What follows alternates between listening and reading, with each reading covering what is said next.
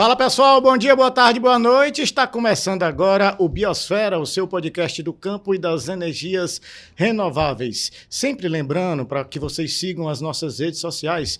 Segue o nosso YouTube, ativa o sininho das notificações. Você pode estar compartilhando o nosso conteúdo, porque o nosso conteúdo tem muita qualidade. Compartilha lá no grupo dos vizinhos, dos amigos, compartilha no grupo lá do trabalho, enfim, compartilha o nosso conteúdo, porque você compartilhando, você vai dar acesso ao nosso programa, a informação de qualidade para as mais diferentes pessoas aqui do Piauí, do Brasil, do mundo, da internet, enfim, das redes sociais. Muito obrigado pela audiência. No programa de hoje nós vamos tratar do tema de taxação da energia solar, cobrança de ICMS, mas antes disso eu vou conversar com a nossa querida Maria Vitória Anselmo. Maria Vitória, tem muita energia solar no município de Demerval Lobão? Olha, Ricardo, assim, com o passar do tempo, aumentou, né? De um ano para cá, mais ou menos, a gente começou a ver um crescimento. Claro que nos bairros, inicialmente nos bairros mais nobres, e agora se distribuindo bem mais. O pessoal realmente está aderindo. A energia solar, mas você sabe que lá tem muita reclamação, né? Sobre, principalmente essas novas ligações de janeiro de 2023 para cá, né? O pessoal que ligou mais recentemente, que é justamente esse pessoal de um ano para cá, quando expandiu, o pessoal abriu os braços para a energia solar, veio o quê? A reclamação da taxação. E foi um balde de água fria em cima do consumidor que aderiu e em cima de quem tinha perspectiva de aderir. E antes da gente falar dos nossos entrevistados de hoje, porque são 2 entrevistados, sempre lembrando que nós estamos no YouTube, no Facebook, no Spotify, no Instagram e TikTok. E a Maria Vitória adora o TikTok, viu? E todas as nossas redes sociais você encontra no Biosfera Pi. Ela prefere o TikTok que o Instagram, viu? Logo denunciando aqui. Bom, o nosso primeiro entrevistado de hoje é o Leonardo Abreu, que é empresário, engenheiro eletricista. Leonardo, seja bem-vindo à Biosfera. Fala um pouco de você antes da gente entrar na temática de hoje. Bom dia, boa tarde, boa noite também. Ricardo, primeiramente, muito obrigado pelo convite, né? É sempre bom estar trazendo informação realmente, principalmente de um assunto tão relevante, né, para vários consumidores. Eu sou engenheiro eletricista, formado pela primeira turma da Universidade Federal do Piauí. Sou empresário desde que era aluno, então eu iniciei a minha vida empresarial em 2012. Né, quando eu iniciei com a empresa de projetos, né, tinha amigos que eram eletrotécnicos e até então era meio complicado essa questão de CNPJ, não era tão fácil empreender como hoje é, né? Exatamente, toda essa facilidade que a gente tem hoje, né, antigamente era um pouco mais burocrático, você tinha que ir no Sebrae, junta comercial, bombeiro, enfim, era uma burocracia. E eu vi essa lacuna, né, alguns amigos meus que sabiam prestar o serviço, tinham os clientes, mas às vezes acabavam esbarrando nessa burocracia.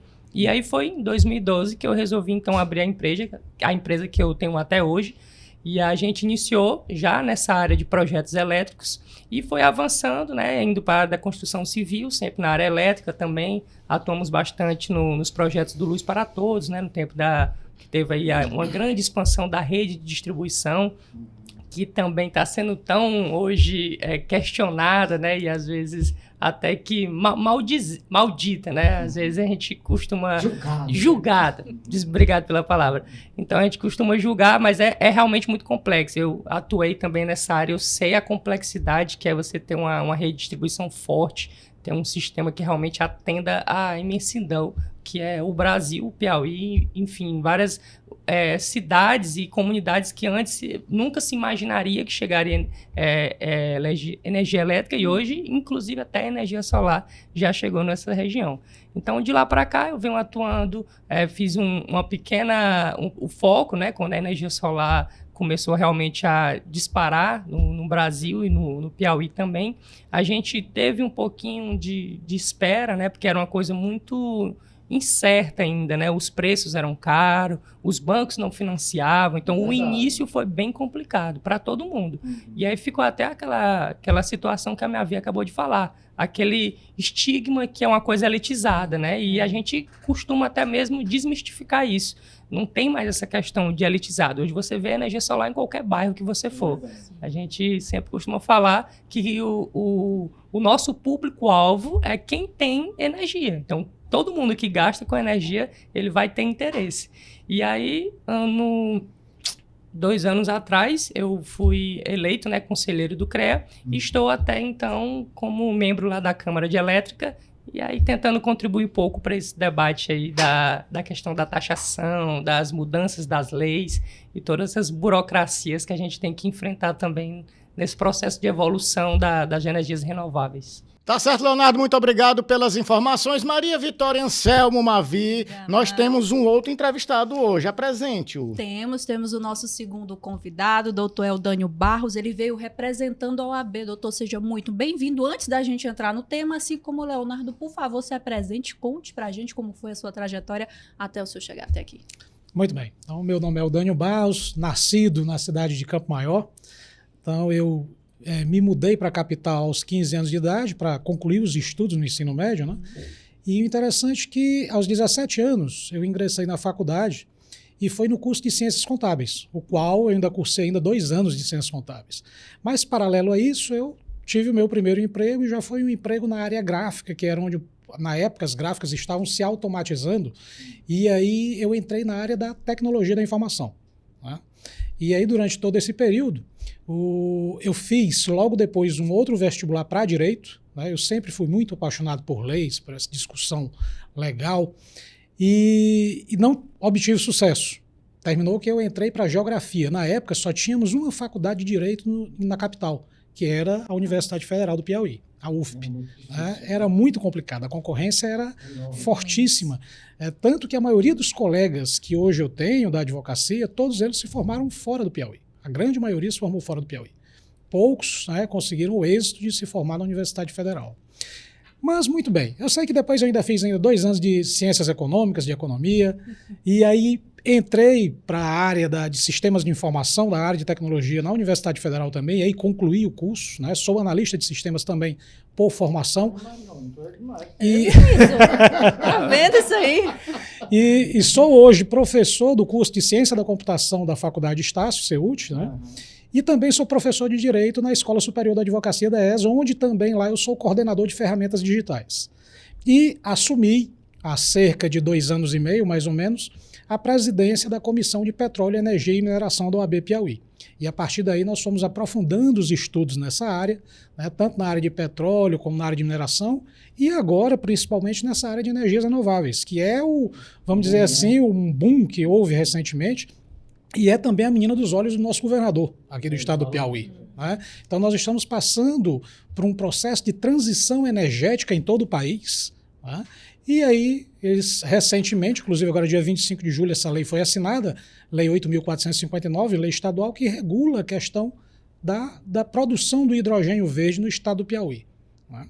E aí, recentemente, nós fomos convidados pelo CREA a, vamos dizer assim, estudar a respeito dessa cobrança que começou a ser feita agora recentemente pela Equatorial de impostos, né, que tanto o CREA quanto a OAB consideram uma cobrança irregular, por assim dizer. E até para começar o debate, situar as pessoas, essa cobrança incide, essa taxa, né, do ICMS, incide sobre os contratos de 7 de janeiro de 2023 em diante, mais ou menos isso?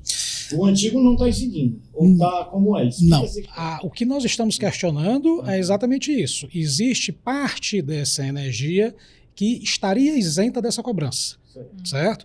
A cobrança de ICMS, de PIS e de COFINS, ela existe para todos os consumidores de energia elétrica.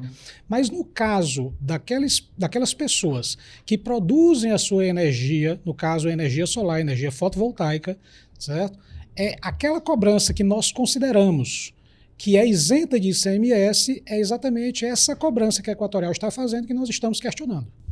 E tudo começou, e aí eu passo a bola agora para o Leonardo Abreu, com o CREA, não é isso? Como foi que surgiu essa dúvida com vocês? A gente recebeu essa demanda do mercado, na verdade, até eu costumo até falar, né, do CREA, a questão da participação do CREA. A gente, por ofício, assim dizer, tem a missão de defender o engenheiro, à sociedade e à atividade da engenharia. Então, não é diretamente um engenheiro. A gente protege um engenheiro, inclusive até de outros engenheiros. Então, se tem um engenheiro fazendo alguma coisa errada, aí acaba que a pessoa, o próprio engenheiro fica criticando. Ah, mas o CREA, em vez de ajudar, ele só fica... Mas é o nosso papel. Então, assim, eu sempre falo, procura um sindicato para você, procura uma associação. O CREA, ele não é uma associação, ele não é um sindicato, entendeu? É um conselho. Então, a gente tem a missão de defender a engenharia. Então, se você está fazendo tudo certinho, sua empresa está tudo certinho, então você não tem o que se preocupar com o CREA. Tem muito esse estigma da sociedade, entendeu? Em cima do conselho. E aí a gente... algumas pautas como essa, né? Até porque a própria Câmara já bem renovada, hoje a gente tem vários empresários na Câmara de Elétrica, e aí são demandas que tanto da gente mesmo, como também dos colegas, dos amigos, aí fica aquela cobrança. E aí quando passou para a parte mais técnica, digamos assim, então que a gente viu que estava atingindo realmente a sociedade, a gente falou, não, peraí, então agora realmente não é mais uma briga por um empresário ou outro, ou isso ou aquilo, é realmente uma coisa que está afetando a sociedade. Então a gente precisa, no mínimo, né, por assim dizer, se posicionar e fazer o que tiver ao nosso alcance. E foi daí que surgiu o grupo de estudo, né, que saiu de dentro da Câmara de Elétrica. A gente fez esse grupo de estudo até então bem, digamos, informal, não tinha nada institucional, era realmente nós, os colegas da Câmara que tinham algum certo entendimento sobre o assunto, passamos a discutir isso. E aí, quando tivemos já um embasamento, né, até assim, se aventurando na área do direito também, lendo algumas leis, algumas normas e tudo mais, fazendo reclamações, né, sempre a nível pessoal, né, no caso, não tinha sido ligado à instituição. Até que chegou a ideia de, rapaz, vamos tentar levar isso para o presidente, vamos ver o que ele acha disso. E o presidente também é engenheiro eletricista, e ele falou, eu acho que é um assunto pertinente, vocês têm total apoio para esclarecer e o que precisar. Porque, assim, é uma instituição, é bem complicado quando você vai falar em nome de alguma instituição, porque as suas convicções e as convicções das instituições, elas são, às vezes, diferentes, né? Ela pode, ali, de alguma forma, estar relacionada, mas tem as peculiaridades, tem certas coisas que você não pode falar a nível de instituição. E aí é só isso que ele sempre costumava falar, só cuidado, tá? Aquele que a gente estava conversando hoje nos bastidores, da questão da política, né? Uhum. A gente não se entrar muito em questão de política e tudo mais, debater dentro do âmbito legal e dentro do âmbito técnico. E como você falou, para beneficiar a sociedade. E aí vocês procuraram a OAB. Exato. Aí eu falei, agora nós somos engenheiros, né? E a gente vai debater um assunto tributário, né? Que além de ser um assunto legal, do direito, ainda é um dos assuntos que eu digo de passagem, talvez um dos mais complexos que a gente tem no Brasil inteiro, que é o direito tributário. Então verdade. A gente falou, a gente tem que pedir ajuda a alguém que realmente tenha competência, que tenha essa capacidade para poder mostrar, poder esclarecer, ver aonde é que está, o que pode ser feito, né? E aí foi aí que surgiu a ideia da gente convidar o OAB, e a gente teve reuniões lá, foi muito bem recebido, teve alguns debates iniciais e, por fim, fizemos o requerimento que foi solicitado aí para a Cefaz. Que é pedindo a suspensão dessa cobrança, né, do ICMS, não é isso? Exatamente. Por que, doutor Eldânio, por que esse pedido de suspensão? O que é que vocês estão alegando? Onde é que vocês observaram assim, que está né, obscuro, assim, precisa de esclarecimento? Eu vi, o senhor falou de esclarecimento várias vezes na imprensa, eu acompanhei. Pronto. O que é que acontece? Quando a gente fala, principalmente em ICMS, é um imposto sobre circulação de mercadorias e serviços. O que nós estamos questionando é a cobrança e aí que nós estamos levantando essa tese da ilegalidade dessa cobrança. É ilegal, na sua opinião? Na nossa opinião, sim. Certo. E por que isso? Porque nós já temos decisões do STF que dizem que ICMS só pode ser cobrado quando há circulação de mercadorias ou serviços. Se você produz a sua energia e você mesmo está compensando aquilo que está sendo consumido, né, pela sua residência, ou pelo seu comércio, ou pela sua indústria, não faz sentido haver aí incidência de ICMS, porque não está circulando essa produção de energia. Ou seja, você está injetando sim no sistema de distribuição equatorial, mas você está consumindo ao mesmo tempo. E isso ocorre durante o período diurno, por assim dizer, que é aquele período onde você produz energia e você já está consumindo aquela energia. Ele então, produz e compensa a energia. Produz e compensa. Né? Diferente da energia que você. Do consumo extra, por assim dizer. É evidente que se você produz energia suficiente para suprir o seu consumo diurno, o seu consumo noturno, você gera créditos junto à equatorial. Certo? Então, esses créditos, vamos dizer, essa mercadoria mais, ou essa energia mais que foi produzida, caberia aí sim, em cima dessa mercadoria que está circulando, a incidência de ICMS e, evidentemente, dos outros impostos federais, no caso do PIS e da COFINS. Mas daquela energia que você compensa, que você produziu e já compensou, não. E é isso que nós estamos questionando. É exatamente isso que nós estamos questionando. E aí o que é que acontece? Como o colega aqui, Leonardo, falou, o CREA é uma entidade de classe que representa os engenheiros e as empresas de engenharia. A OAB, ela é sui generis como entidade de classe. Ela é conhecida como a Casa da Cidadania. Então, ela, além de representar a classe dos advogados e advogadas, ela representa todo o cidadão. Então, todo cidadão que se sentir agredido em seus direitos, ele pode procurar a OAB. Certo? Tem tido muita reclamação nesse sentido? Recebemos muitas reclamações. E, coincidentemente, a Comissão de Petróleo, Energia e Mineração da OAB fez uma reunião uma semana antes de haver esse convite por parte do CREA. Nós já tínhamos discutido isso, tínhamos feito esse levantamento e nós tivemos contato, inclusive, com colegas do Distrito Federal, onde eles levantaram a seguinte questão: será que essas empresas distribuidoras de energia não estão fazendo isso para poder arrefecer o mercado? Ou seja, inibir o interesse das pessoas em implementar projetos de produção de energia fotovoltaica? E se manter ali na rede. Exatamente. Então foi um questionamento muito válido que foi feito pelos colegas do Distrito Federal, que nós chegamos a concordar com isso. Que aí, de certa maneira, barraria o crescimento do uso da energia solar residencial e as pessoas ficariam meio que atreladas ainda ao que já existe. Mais ou menos isso. Exatamente. Porque é fato que houve uma diminuição do faturamento das distribuidoras de energia elétrica. Isso é um fato. Né? Mas o que é que ocorre? Essas distribuidoras, elas têm que... eu não sei se o Leonardo está mais por dentro disso do que eu mesmo, mas nós temos aí uma previsão, né, Leonardo, de 2028 para 2029, nós temos aí o mercado livre de energia, né, onde a pessoa vai poder optar por escolher de qual distribuidora ele vai se utilizar para ter energia em sua residência, em sua indústria, em seu comércio.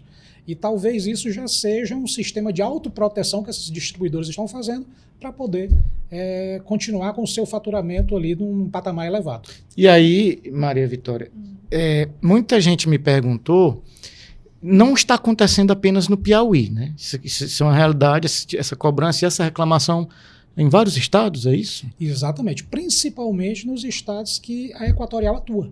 Então, em todos... Exclusivamente. Você está envolvendo a Equatorial, né? Equatorial. No olho do furacão. Exatamente. Nós temos, inclusive, situações em outros estados, mas não são exatamente situações iguais a essa que está acontecendo aqui no estado do Piauí e nos outros estados em que a Equatorial atua. Pode perguntar, Maria. Mas nós tivemos, tudo começou lá com o marco legal em 2022, né, da lei 14.300, que a gente estava até conversando um pouquinho antes. Essa lei, de repente, ela respalda isso? O que é que ela diz? Porque muitas dessas companhias alegam, se justificam em cima dela, não é isso?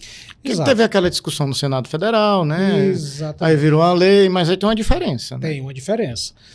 Existe uma taxação que todo usuário paga, né? No caso, os usuários produtores de energia fotovoltaica, e só para deixar claro, acho que nós temos cerca aqui de 40 mil, né, usuários que produzem energia elétrica fotovoltaica no estado do Piauí. Acho que tem até um pouquinho mais. Até um pouquinho mais, né? Mas é nesse patamar, né, de 40 mil para mais. E o que é que acontece?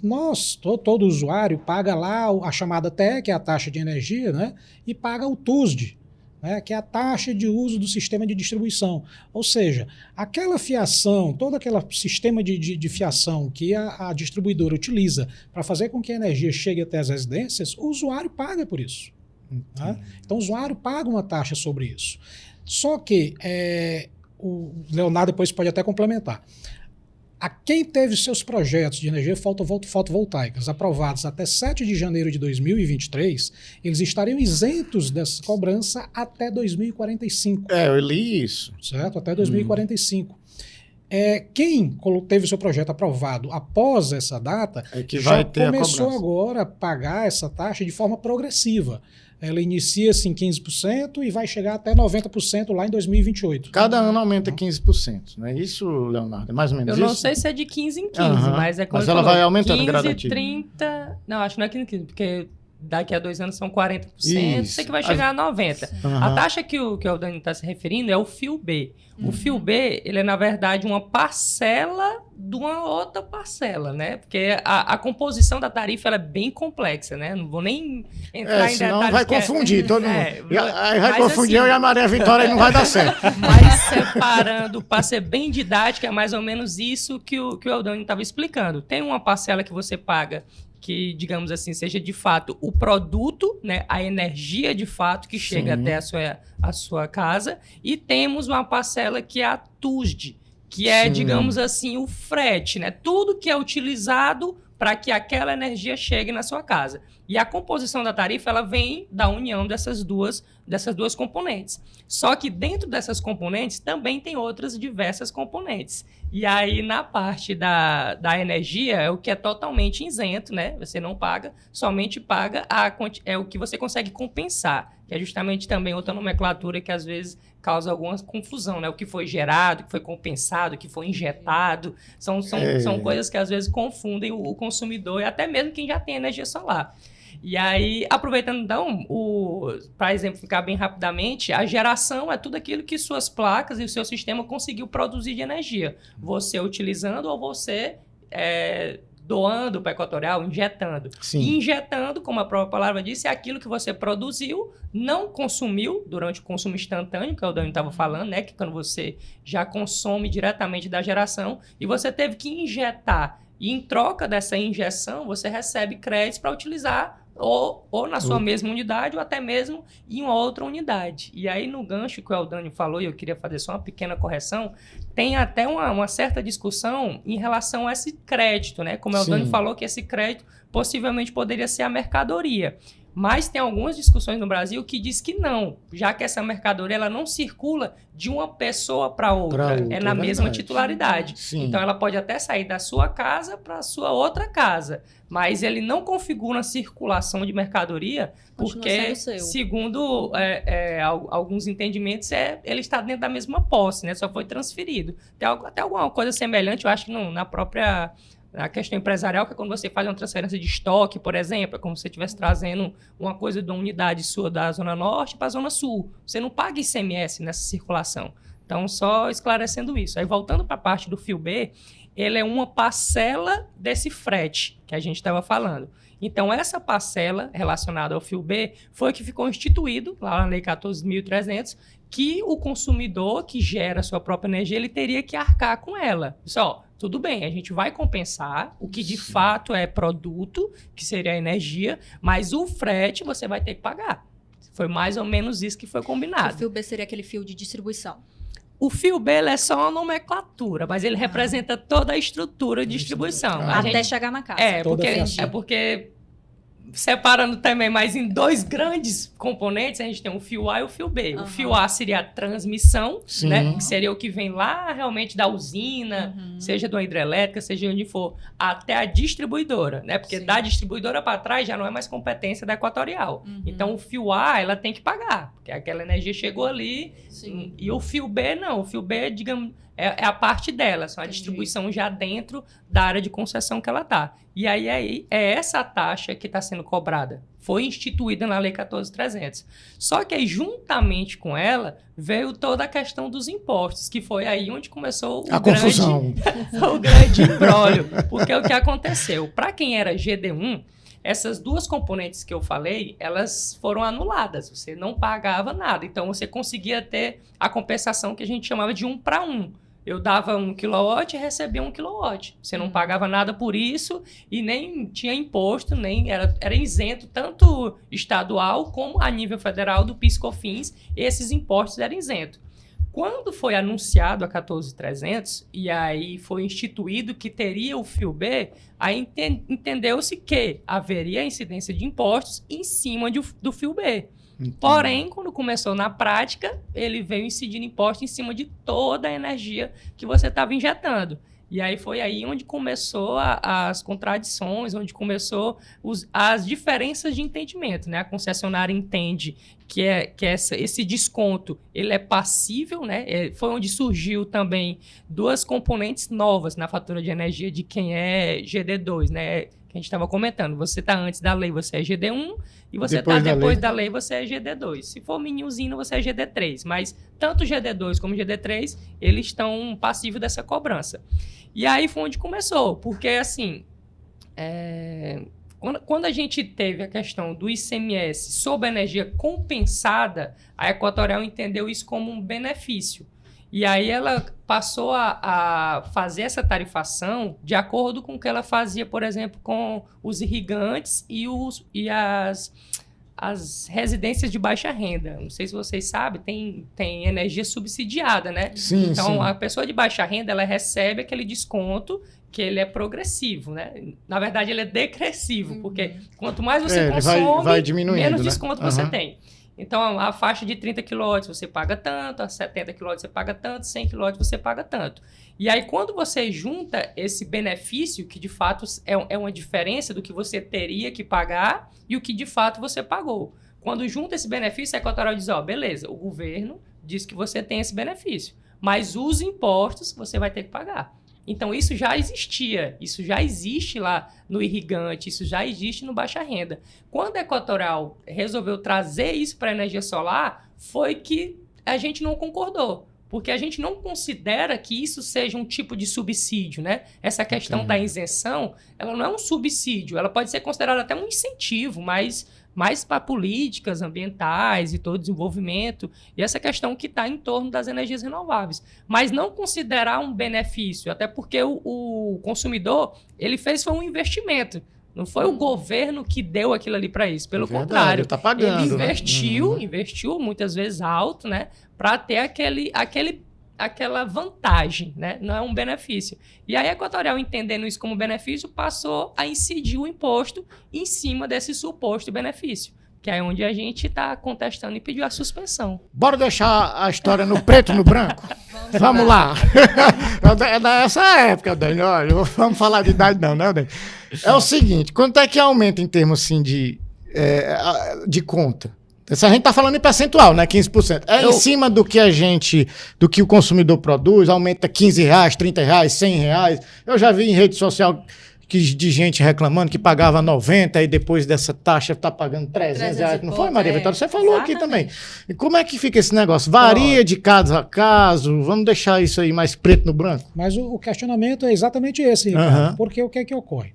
Como você paga a taxa pelo uso do sistema de distribuição, sim, e aí essa taxa que começou a ser cobrada agora, esses 15%, o que acontece é que o ICMS, se por acaso ele fosse ser cobrado, seria só sobre esses 15% sobre a taxa. Isso. Seria um valor irrisório. Mas não é isso que está acontecendo. O que a Equatorial está cobrando é sobre todo o valor da energia injetada e compensada. Ele está elevando. E aí nós tivemos exatamente casos, e pelo visto, os depoimentos que vocês tiveram acesso, ao mesmo depoimento que tanto nós quanto o Leonardo teve acesso também, pessoas que pagavam a taxa mínima e que esse valor foi triplicado. Sim. Então é realmente um aumento absurdo. De quanto para quanto? Pronto, para ser mais didático. Um preto no branco, presta atenção. Exatamente. Para ser bem mais didático. Todo mundo entender.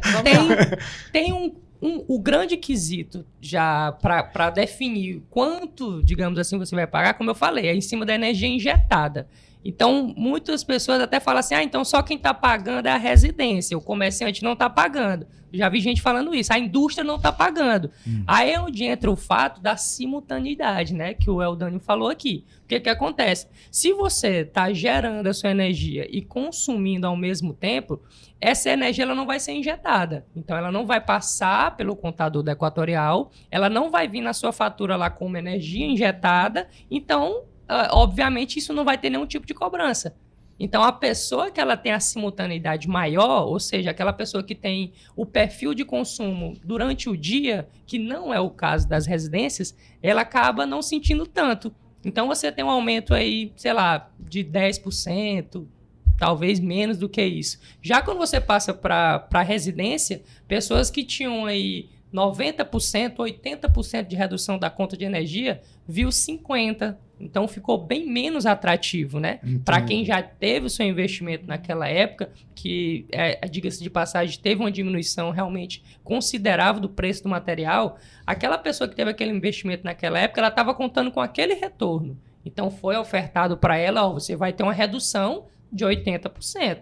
Então, o que aconteceu nas vias de fato, na prática? O payback, né, o tempo de retorno que essa pessoa vai ter do investimento dele, acabou indo mais para frente. Então, o que ele ia compensar em 2 anos, agora ele vai ter que esperar mais 2, 3 anos para, como a gente diz, o sistema dele tá pago, né? Eu até tenho aqui uma calculadora que a gente desenvolveu para ajudar realmente tanto a parte do pessoal da advocacia a fazer essas auditorias, porque é uma conta complexa para você fazer tanto a nível técnico da parte de engenharia como a nível tributário. E nessa calculadora a gente fez uma opção de você colocar o imposto apenas no item que você quer, que aí foi justamente a parte aqui que a gente já está tentando familiarizar vocês com tour de TE, compensado, injetado. É tanta nomenclatura que às vezes a pessoa confunde. É verdade. Então, a gente tem um modelo que a Equatorial está cobrando, mas também tem a possibilidade de você dizer, não, eu acho que não tem que ser assim, tem que ser assim. Você vai, na calculadora você consegue simular. Então, não sei se alguém tem uma conta para a gente fazer aqui, meio que de energia não tem. Vamos supor, vamos lá. Mil quilowatts, Sim, um número assim redondo, né? Então, assim, ó, se a gente colocar que o cliente ele vai produzir 1000 quilowatts e ele vai injetar, né? Injetar aqui 1000. Que o que ele injeta é aquilo que ele não consome. Exatamente. Muito bem, Maria. Tá aprendendo. Vamos explicando. Demora, mas aprende. Então, assim, eu vou colocar uma simultaneidade, digamos assim, de 50%, né? Pra gente ser bem... É mais ou menos o que acontece na grande maioria das residências, né? Você realmente consome uma parte assim, outra, e a outra fica realmente mais. Então, ó, quando você... perdão. Eu sei que teve gente que reclamou que subiu de 150, 120, 180 para 292, para 300 e pouco, mas foi reclamação. Até em restaurante o povo me reclamou esse negócio. Eu não sei se a Equatorial me viu por aí dando alguma entrevista, né? Mas a minha conta, antes de eu dar a primeira entrevista, tinha aumentado R$200, 200 e poucos reais, porque eu também sou usuário, né? Usuário do sistema de energia fotovoltaica. Aí você estranha, né? Como e depois consumidor. que eu dei a primeira entrevista... Voltou ao normal. Voltou ao normal. Voltou o que era antes. Ainda bem. Entendeu? Eu não sei se vai continuar. Eu ia ficar com medo se o senhor dissesse assim, rapaz, eu dei a entrevista e eles aumentaram R$800. Eu fiquei me questionando, será que a Equatorial faz acordos diferenciados para os seus clientes? Né? Inclusive, essa questão que o Eldânio está falando, ela realmente existe. Não dos acordos, mas de erros de cadastro. Inclusive, que pode acontecer, né? Eu tenho uma unidade que ela é antes da lei, mas ela foi enquadrada depois da lei. Então, eu tenho essa briga ainda depois, pessoal, para ter com a Equatorial, que é uma unidade que ela foi enquadrada de forma errada, né? Era para eu ter meu direito adquirido e eu estou sendo enquadrado como GD2. No cálculo que a gente estava fazendo aqui, Ricardo, ó, por exemplo, você pagaria uma conta, vamos supor, um cliente que paga R$1.200, né? Um cliente de 1000 kW. Ele pagaria hoje R$1.200. Com energia solar, digamos, antes da lei, ele estava pagando 136. Então, que é basicamente a taxa mínima e a taxa de iluminação pública. Todo mundo já estava habituado a pagar. Com a aplicação, né, do GD2, com essa nova legislação, ele passaria a pagar 385. Então O triplo. é como Olha realmente aí. o que ele falou, é quase o triplo, né? É quase o triplo. Quase o triplo. Aí o povo não mente não, viu? Foi É. bem, eu fui nesse rumo Mas aí. dentro desse cálculo, você colocou, sei lá, é uma produção de 1.000 kW, aí ele consome quanto? Ele Ficou de consumo quanto? Ficou metade? Isso, ele tá... Ou seja, ele injetou É mais ou 500 menos o kW. perfil. É o perfil que a gente usa do consumidor. Ele vai Entendi. consumindo e é isso que é injetado. Porque ele praticamente ele consome quase tudo à noite. Sim. Durante o dia é basicamente Sim. geração. Lá fica uma geladeira, fica alguma coisa assim ligada durante o dia, mas é muito pouco. Então, normalmente, o consumo é bem alto durante a noite, nas residências. Por isso que a gente estava ressaltando a importância da simultaneidade. Aí lembrando que os consumidores não podem estranhar os períodos de férias, né? Período de férias, a tendência é que esse valor vá aumentar, porque as crianças estão dentro de casa, tem videogame ligado, ar-condicionado. E o tudo, então. BR-Obro E aí também. vai lá pra E cima, o né? BR-Obro também. Tá cheio. Ó, deixa eu só dar um aviso para vocês, viu? Que a meteorologia já disse que vai ser BR-Obro com mais calor, viu? Esse ano. Então, haja. A Manu Mendes ali já Tempo disse assim: mais Ave seco, Maria, Manu. umidade mais baixa. Haja energia solar e haja ar-condicionado. E aí, esse novo sistema, essa cobrança incide, né, do pessoal de 7 de janeiro, né, de 2023 em diante, em 12 mil, mais ou menos, que foi a última leitura que eu fiz, né, atinge pelo menos 12 mil pessoas de novos, né? E a gente está explicando aqui, estamos conseguindo explicar para as pessoas que estão nos assistindo, algo que, pelo que eu estou entendendo de vocês, a Equatorial devia ter feito, né? Tornado mais claro. E às vezes eu noto uma certa confusão em todo mundo. Que vocês querem esclarecer isso, esse é o objetivo, né? Exatamente. Tanto o CREA quanto a OAB, o que eles querem é um esclarecimento real, né? Um esclarecimento que todas as pessoas possam entender o que realmente está sendo cobrado. Porque o relatório que nos foi encaminhado é um relatório muito técnico que, na leitura dos próprios especialistas, no caso dos colegas lá do CREA, tiveram, inclusive, dificuldade também de chegar ao entendimento. Né? Quanto mais a população que não tem esse conhecimento técnico. Então fica muito difícil nós trabalharmos dessa forma. Então por isso que nós pedimos a intervenção da Cefaz junto à Equatorial, pedindo liminarmente uma suspensão dessa cobrança até que esse esclarecimento seja feito. Né? Ou seja, poderá existir irregularidade nessa cobrança? Sim, poderá. Mas pode ser que a Equatorial esteja também correta. Pode ser. Né? É uma discussão, né? É uma discussão. Até nos bastidores aqui nós tivemos conversando que há estados que têm um entendimento favorável à distribuidora e outros que têm entendimento favorável ao consumidor. Né? Mas, a priori, nós acreditamos sim que essa cobrança está sendo feita de forma irregular. Sim. E, assim, é um cenário de muitas nuances, né? E aí a gente vai para o mundo das possibilidades. Se, por exemplo, encontrar essa irregularidade de fato, o que é que acontece daí para frente? Muito bem. Pode ser o caso de uma ação civil pública, impetrada em conjunto, também o OAB e CREA, e o consumidor que se sentiu prejudicado nessa cobrança irregular, ele pode procurar um advogado de sua confiança e impetrar uma ação de ressarcimento junto à Equatorial. Vocês pretendem judicializar essa questão? Se for comprovado a irregularidade, com certeza. Né? A nossa intenção será essa. Afinal de contas, nós não podemos deixar a população, né, ser ofendida à mercê de uma cobrança irregular e tendo seu patrimônio atingido diretamente com isso. Porque, como o Leonardo bem falou, quem investiu dinheiro num sistema de energia solar, ele tinha ali um cronograma onde ele iria pagar, vamos dizer assim, o seu sistema e a partir dali ele passaria a ter, entre aspas, um lucro. Né? Mas, na verdade, esse lucro seria a redução real da sua taxação de energia elétrica, né? Inclusive podendo até direcionar, como bem dito pelo Leonardo também, o excedente para um outro ponto, né? Uma outra residência. Por que não, né? Exatamente. A Secretaria de Fazenda respondeu vocês? Até o momento foi protocolado esse requerimento lá junto à Cefaz e agora a Cefaz deve já estar em contato com a Equatorial solicitando esses esclarecimentos. Então nós estamos esperando uma definição desse contato entre a Cefaz e a Equatorial. Assim, o que pesou, assim, a gente vai lendo, tenta ler para entender realmente, porque vocês que estão envolvidos ainda têm muitas perguntas, mais perguntas do que resposta. E a gente que está de fora, que tenta entender mais ainda, né? Quanto mais o consumidor. Então, assim, a Equatorial, uma das alegações, até onde eu vi, que ela disse que estava fazendo esse repasse para a Secretaria de Fazenda porque era uma orientação da Secretaria de Fazenda. Isso bate?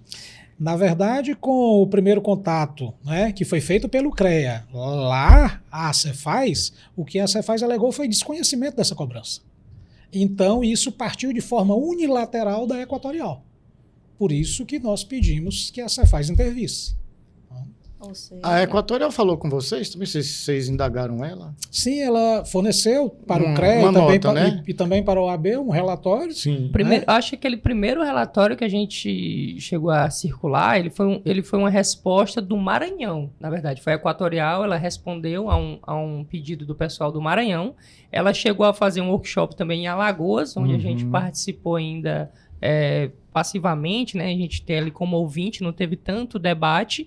E recentemente, acho que pouco mais de 1 ou 2 semanas atrás, ela convidou alguns participantes para um workshop aqui. Então teve um workshop, eu até fui convidado, participei, mas não pude deixar de fazer esse adendo lá, né? Tipo, que isso era para ser feito, era para a população. A gente se sentiu assim meio que na obrigação, tipo, ó, nós vamos explicar para vocês aqui, que são os empresários, que são os engenheiros, e vocês agora se virem para falar para a população. Então, passou assim um peso de uma coisa que a gente já nem concorda. Então, como é que a gente vai explicar? Vocês carregaram esse fardo, né? Que nem é de vocês, né? Para ser sincero. E nessa reunião, inclusive, um representante da Cefaz participou também, né, como convidado e como ouvinte. Ele se manifestou bem pouco, mas também, como eu já tinha falado, é complicado você ter uma resposta, falar assim, sem antes ter realmente um consenso da entidade. Então, até onde a gente se sabe, o que a gente recebeu da Cefaz foi esse desconhecimento. Tanto por questão de uma decisão, ou seja, o que a Equatorial anteriormente tinha passado para a gente, ficou como se fosse assim, não, nós consultamos e a Cefaz disse isso. Isso foi o que ficou do entendimento. Tanto que a gente falou, pô, então a gente não vai nem perder tempo falando com a Cefaz. Mas aí, não, vamos então perguntar o que foi que ele disse para a Equatorial, para não ficar nessa história de fulano disse isso, disse. E aí, quando a gente chegou para conversar com a Cefaz, foi que veio a grande surpresa, que ela disse, não, a gente não falou nada com a Equatorial. A gente não está nem sabendo dessa cobrança. Eita, confusão, rapaz. Vocês se meteram numa confusão, viu? É um jogando pro outro. E justamente quando voltou, né, que a gente falou, então não falaram não, pô, então vamos lá na Equatorial saber o que aconteceu. E aí, durante esse workshop, eles falaram, ó, a gente não foi bem uma conversa com a Cefaz, é porque em outros estados... Eu falei, já é então desse não jeito. foi aqui. Então, eles meio que alegaram que estão se precavendo de uma possível multa, de uma possível atuação da Cefaz relacionado à não cobrança, né? Porque até se ele cobra, como o doutor falou aqui, você pode ir atrás de receber de volta. Sim. Se ele não cobra, aí quem vai ter que pagar depois é a Cefaz. E ele já não consegue, até porque teve um retroativo. Porque essa cobrança, né, do fio B específico, não estou falando nem da parte de imposto, a que a gente concorda, digamos assim, ela já poderia estar sendo cobrada desde janeiro. Só que a Equatorial não conseguiu implementar isso, para você ver o tamanho da dificuldade.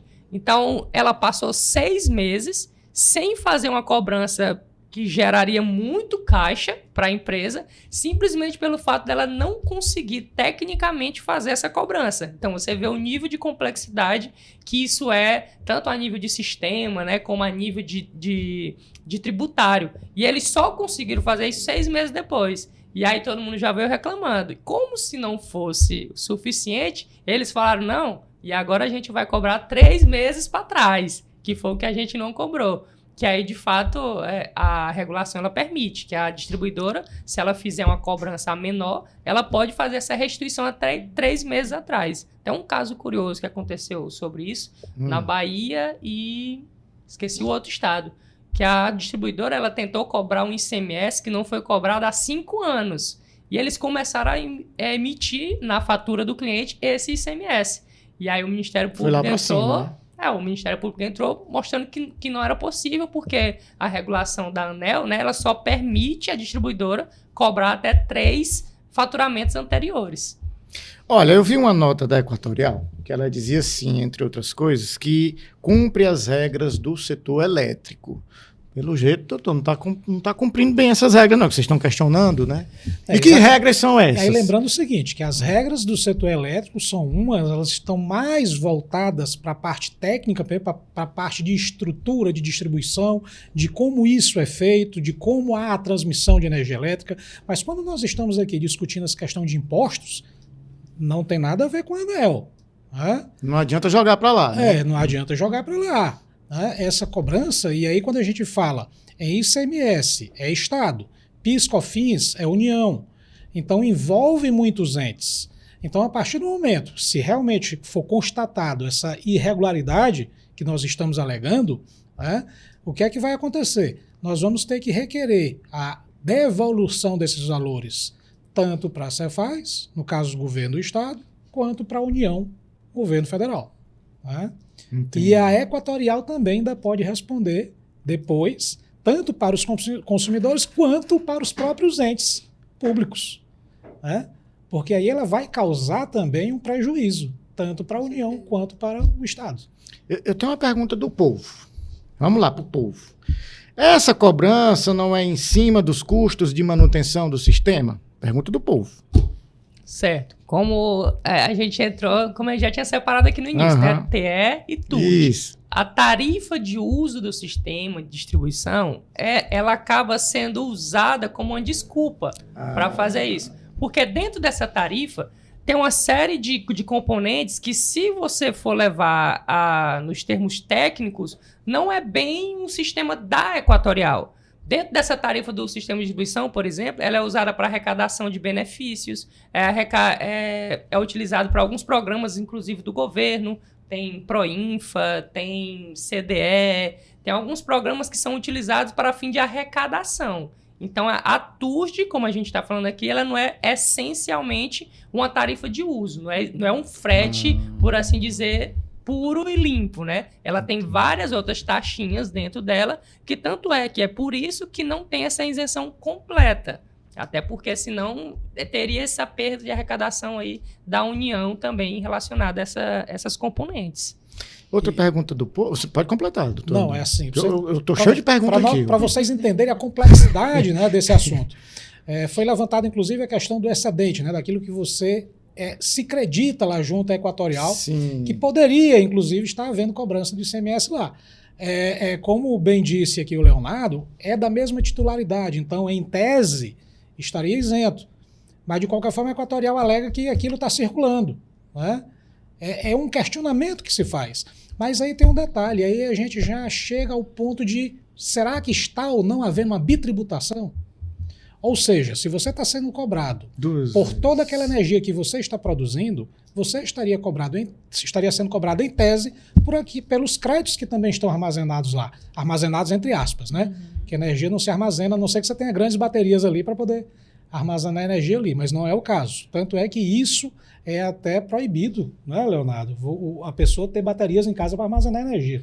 No caso do sistema de energia solar, eu acredito que você não pode interligar baterias ao seu inversor, por exemplo. Pode? Pode. É permitido? E agora deve. Porque muitas pessoas questionam isso, né? Pode ou não pode, né? Às vezes a gente imagina que não possa por conta do risco. Sim. Né? Porque há o risco de acidentes. Né? Você tem uma grande quantidade de energia armazenada, sempre há o risco de acidentes.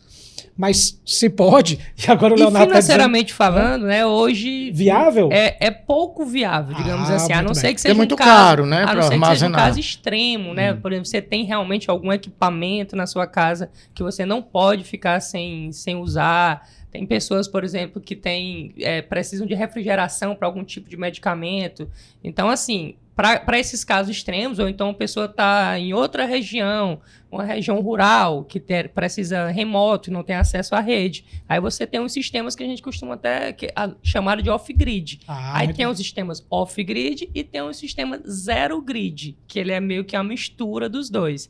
O sistema que a gente tem hoje, né, da maioria das casas, é o sistema on-grid, que é esse sistema que a gente está falando. Ele, de forma automática, já disponibiliza energia para a casa e para a rede. Se a casa usar, vem para casa. Se não usar, vai para a rede. No sistema Zero Grid, que também tem que ser homologado na Equatorial, ele é um sistema que ele tem essa mesma característica, só que ele tem uma bateria de intermédio. Então, você pode usar na sua casa. Se sobrar, você ainda pode armazenar na bateria. Aí, se realmente ainda sobrar mais, aí você joga para a rede. Mas, em tese, o sistema Zero Grid são justamente das pessoas que querem fugir dessa questão do fio B. É uma ótima solução, inclusive. Muito bem. Isso Tá vendo? serviu para esclarecimento para nós. A biosfera tem muitas dicas importantes. E aí, só para concluir essa questão da possível bitributação, é exatamente, ora, se você está sendo cobrado por toda aquela energia que você está produzindo, quando você for consumir aqueles créditos, você também não vai pagar imposto?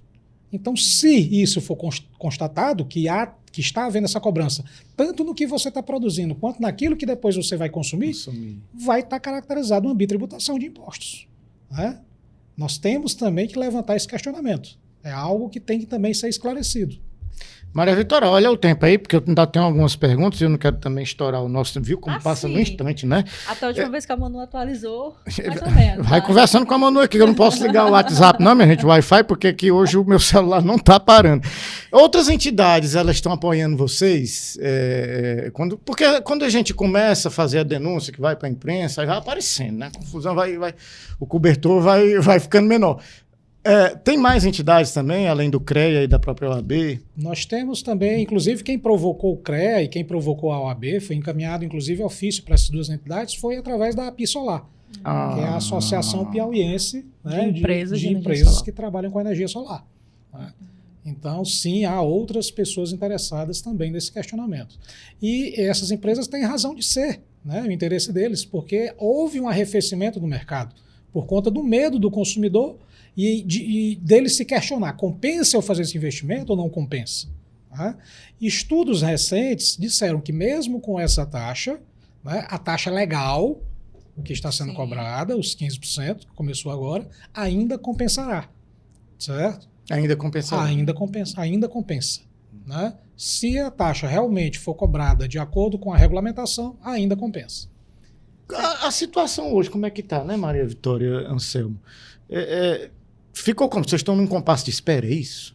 Sim, a gente fez o requerimento e está na espera da suspensão ou não desse imposto. Mas enquanto isso, a vida segue, as cobranças seguem e as vendas tentam seguir também, né? O pedido de suspensão é definitivo, assim, para não cobrar mais? Não, enquanto há esse esclarecimento. Né? É exatamente para que essa cobrança, a partir do momento que ela seja... E aí nós temos um risco. Sim. Se houver a suspensão e for comprovado a irregularidade, o prejuízo, aí vai Equatorial, governo, né? E o usuário é beneficiado. Mas, se ela comprovar que estava dentro da lei, dentro das normas e amparada por jurisprudências, aí quem vai ter um prejuízo maior vai ser o consumidor. Por quê? Porque ele vai ter que pegar, pelo menos aquele valor que ele deixou de pagar naquele período, vai ser diluído em suas contas de energia elétrica. A posteriori, né? Exatamente. E essa resposta, será que ela vai demorar para vir da Cefaz, que vocês estão esperando? Tem um prazo? Vocês têm uma estimativa? Na verdade, estimativa nós não temos, né? Porque é algo que não tem prazo definido em lei, né?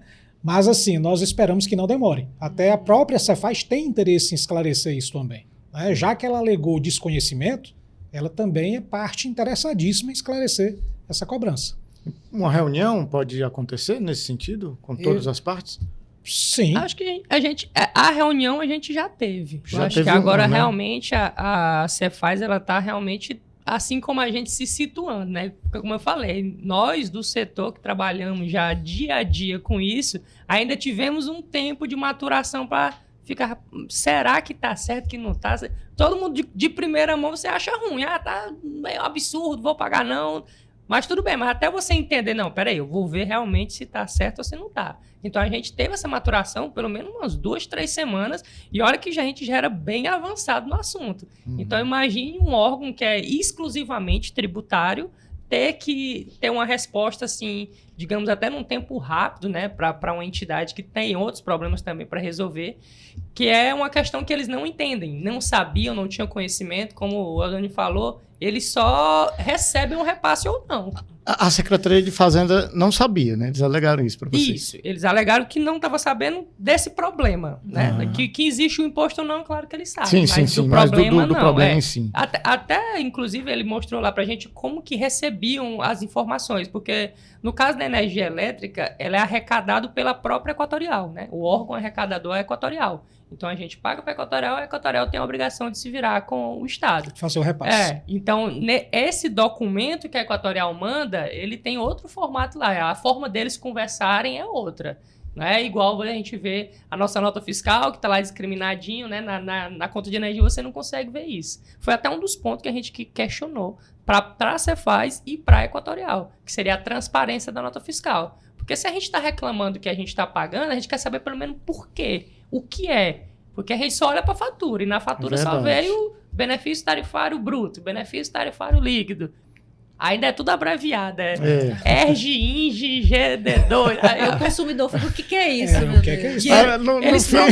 Eles prometeram que iam tentar. Até porque a própria fatura, ela também é normatizada. Aquilo ali, o que pode, o que não pode mostrar, ela é definido por norma. Mas no workshop, inclusive, o presidente da Equatorial, ele falou que ia tentar, de alguma forma, deixar pelo menos a cobrança mais transparente. Ele não disse que ia parar, mas falou assim, você vai pelo menos entender. Leonardo, eu vou fazer um pouco aqui do papel dos nossos queridos entrevistadores aqui e vou perguntar o seguinte, esse workshop que você participou, lhe convenceu?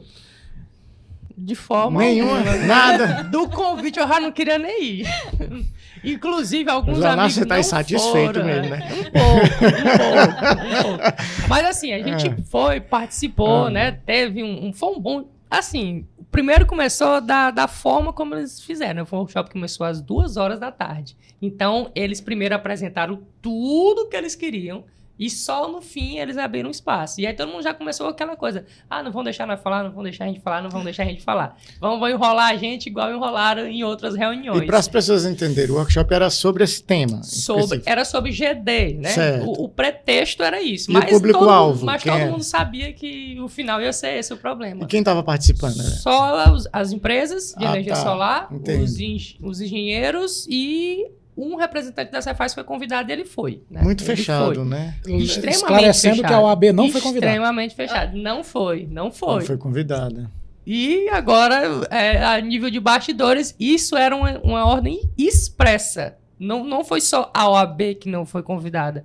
O advogado da associação também não foi convidado. Então, os advogados também não tiveram essa participação. Mas, assim, eles... Que indício é que é isso? Não funcionou muito bem, porque igual a gente fala, os advogados eles já estão andando tanto com a gente engenheiro que eles já estão pegando um pouquinho de engenharia. E a gente já está andando tanto com eles. É o advogado virando engenheiro virando advogado. Então assim, a gente já não vai mais tão leigo, né? A gente já sabe onde tem que bater. A OAB pretende continuar esse debate com a sociedade? De que maneira que vocês... Com certeza. Enquanto não vem uma resposta, né? A resposta está demorando, vocês vão debatendo, né? Para o assunto não... Nós estamos fazendo muitos debates ainda internamente, né? Dentro da comissão e também com a diretoria da Ordem, mas estamos de olho, né? Nas decisões que serão tomadas a partir de agora, para sempre que tiver algo que nós consideremos que é interessante passar esclarecimento para a população, nós vamos fazê-lo, né? Da melhor forma possível, por as nossas redes sociais, pelos sites da instituição, e vamos procurar esclarecer sempre o cidadão da melhor forma possível. E continuam anotando tudo que chega, né? Lá na comissão, as reclamações. Exatamente. Estamos abertos, inclusive, a receber reclamações. E o senhor falou aqui no início do programa que eram muitas as reclamações, né? Que chegam lá, denúncias, né? São. Não só, evidentemente, da parte de energia. Chegam várias denúncias lá. Inclusive tem uma ligada à energia, né, que foge um pouco do tema aqui principal desse debate, mas que também tem ligação. Que eu acho que todos aqui já devem ter ouvido falar da lei anti-dumping que tem nos Estados Unidos, né? Sim, que é a questão da concorrência ilegal. Então foi levantado também uma prática de concorrência legal por parte da própria Equatorial. Porque o grupo Equatorial tem uma empresa de energia solar. E eles estão fazendo uma concorrência considerada desleal com as outras empresas. Por quê? Principalmente na questão da celeridade em aprovação de projetos, Uma denúncia grave. de preços, Sim. que é a empresa, salvo engano, chamada Enova. Essa empresa é uma empresa do Grupo Equatorial e ela concorre diretamente com as empresas de energia solar. E o que vocês pretendem fazer? De Bem, posse dessa informação? Bem, nós temos essa informação, por enquanto está aberto aí um estudo para saber se isso é legal ou se é apenas imoral. Né?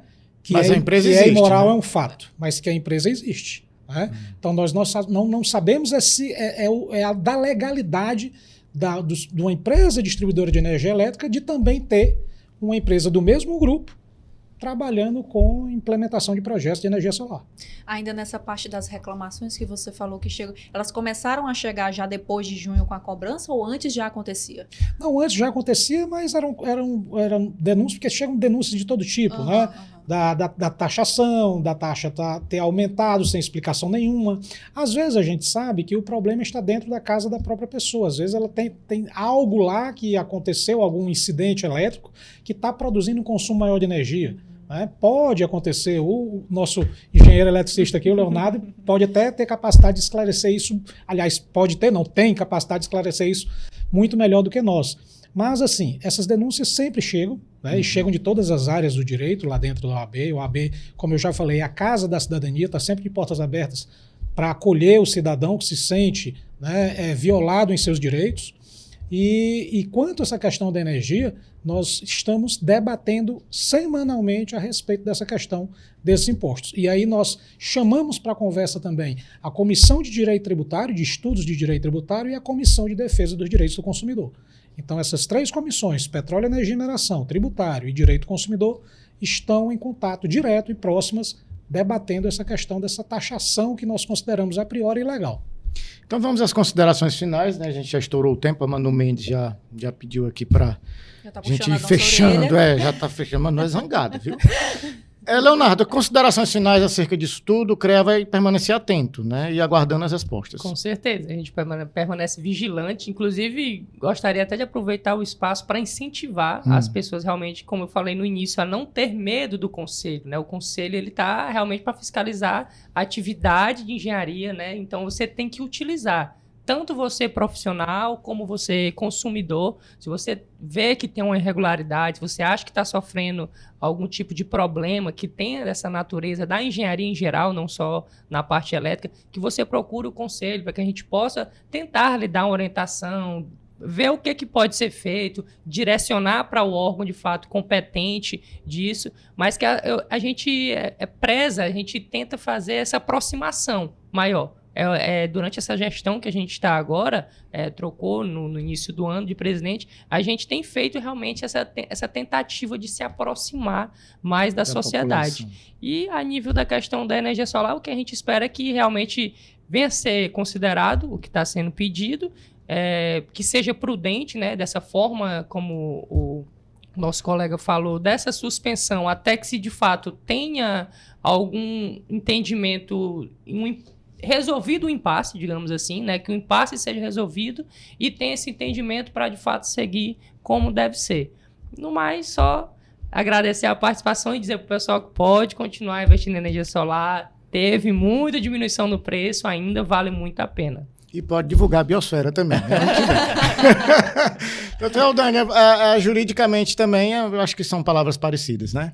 Exatamente. Nós, né, coadunamos aqui com as palavras do Leonardo, e a OAB e o CREA vão andar juntos e lado a lado, né, até a resolução dessa problemática. Né? Acreditamos, sim, que isso vai gerar um benefício para o consumidor, certo? Nós não concordamos com esse tipo, queremos frisar e deixar bem claro que não concordamos com essa cobrança da forma que está sendo feita, né? Obscuramente feita, porque, como o próprio Leonardo falou, qualquer consumidor que olhe sua conta de energia elétrica, é impossível ele entender como é que aquilo está sendo cobrado. Né? Então não há como, não há esse esclarecimento. E é isso que nós queremos da Equatorial, que ela esclareça, olha, realmente nós estamos cobrando e nós erramos. Ótimo. Né? Assumiram o erro, geramos um benefício para o consumidor. Mas, como eu falei para vocês, tem o risco da Equatorial conseguir comprovar que está correta na sua cobrança? Tem esse risco. Tá?